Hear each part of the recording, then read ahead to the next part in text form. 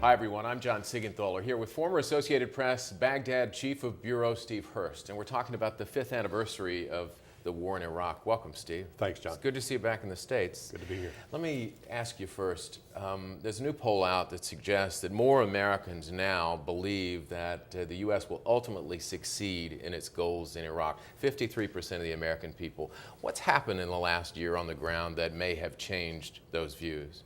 Well, first and foremost, I think you have to make a definition of what the U.S. goals in Iraq are, and they've shifted greatly. But what has happened in the past 6 to 8 months especially is that with the influx of the additional American troops and the great good fortune of many of the Sunni insurgents starting in Anbar province in the west of the country, having given up on al-Qaeda, switched sides, and having gone to work with the American forces, violence has come down greatly, and that movement among the Sunni insurgents has moved in to Baghdad and the environs around Baghdad, north and south, which has taken a great deal of heat off the Americans, has lowered violence, and with the additional American troops there, they are able to move into these neighborhoods and sustain what's going on. Now, this can't be kept up forever.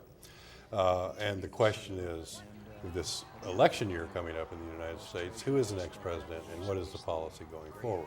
What's the most difficult message you've had to convey back to the States about what's going on in Iraq?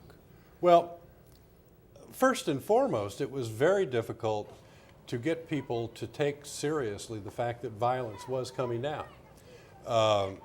And as the months began accruing from September of last year, it then became more and more obvious that the violence was coming down. Now, it's spiked now in the past month and a half, but up until that point, there was a steady decline, and it was very difficult initially to get people to take that seriously because they were so used to the story out of Baghdad being one of such mayhem.